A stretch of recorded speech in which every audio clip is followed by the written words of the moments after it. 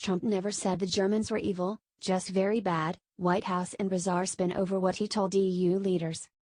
Donald Trump told European leaders that the Germans are very bad on trade, but he did not call them evil, as previously reported, a White House official says. Trump's chief economic advisor confirmed Friday that Trump complained to EU leaders about the trade surplus between the US and Germany. His comments to EU Council head Donald Tusk and EU President Jean-Claude Juncker in Brussels were mischaracterized by a German publication, though, Trump's economic chief, Cohn says.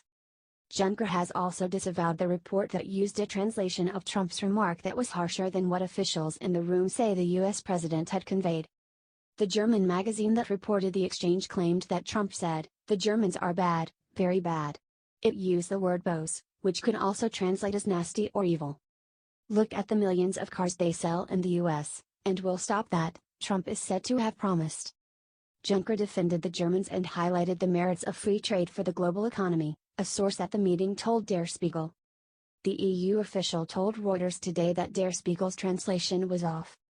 "The record has to be set straight," he said. "It's not true that the president took an aggressive approach when it came to the German trade surplus." Juncker told the wire service that Trump merely reiterated the fact that the US has a problem with the German surplus. "So he was not aggressive at all," Juncker added. Cohn admitted Friday that Trump had opined on the topic, but the White House official insisted the remark was related strictly to trade and the word he used was bad, not evil. He said they're very bad on trade, but he doesn't have a problem with Germany, Cohn, director of the National Economic Council, admitted. He said, "I don't have a problem with Germany, I have a problem with German trade." Cohn says Trump also noted that his father, Fred Trump, was from Germany during the conversation that the White House official says was not a full-scale assault on the U.S. ally that Trump spent Friday in talks with. The White House's initial response to the report was to say it was not true. White House Press Secretary Sean Spicer sent out Reuters' report Friday on Twitter in response to a reporter who'd highlighted the Der Spiegel report and the translation issue. "Except it's not true," Juncker says Trump was not aggressive on German trade surplus, Spicer tweeted. His phrasing made it seem like the White House was disputing the report in its entirety. The tweet set off alarms because Spicer wasn't in the meeting, as Politico reported. He and his deputy were seen sitting in a Belgian cafe at the time of the talks. Reporters in the room at the start of the meeting had established that Cohn was, however, and he was asked half-hour after Spicer's tweet to clarify Der Spiegel's report. At a press briefing later in the day, Cohn was asked for comment a second time. That time he said, "I think those comments were not from the president, and I think many of those comments have been retracted or redacted or been withdrawn. The person who made those comments says he didn't make those comments, I think it may have been withdrawn." The White House official appeared to be referring to the Reuters report and Juncker's walkback of the Der Spiegel reporting. He told another reporter who asked about the incident, "You are taking potential statements from a third party, to claim that he didn't make the statements, out of context. So, I'm not gonna comment on a comment of a comment of a comment. It was withdrawn."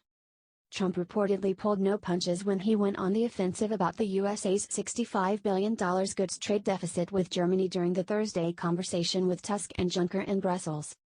The United States had a $65 billion goods trade deficit with Germany, a G7 member, in 2016, the third largest negative balance after a $347 billion deficit with China and a $69 billion shortfall with Japan, according to data from the U.S. Census Bureau.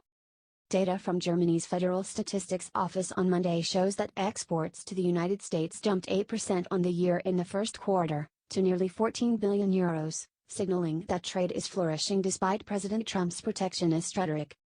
The U.S. can't negotiate a deal with a single member state of the EU, such as Germany, and must negotiate with the bloc as a whole. Nevertheless, Trump singled out Germany in the talks as a country that the U.S. has a trade problem with.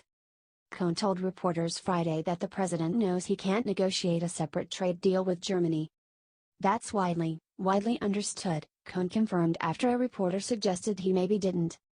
Trump has repeatedly expressed his frustration over Germany's successful exports, compared to America's, and has proposed ways to even the playing field without violating the United States trade agreement with the EU.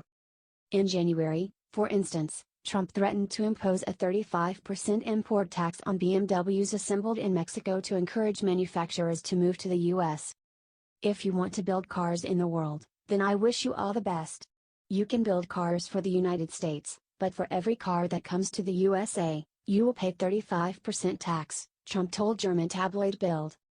I would tell BMW that if you are building a factory in Mexico and plan to sell cars to the USA, without a 35% tax, then you can forget that, Trump said.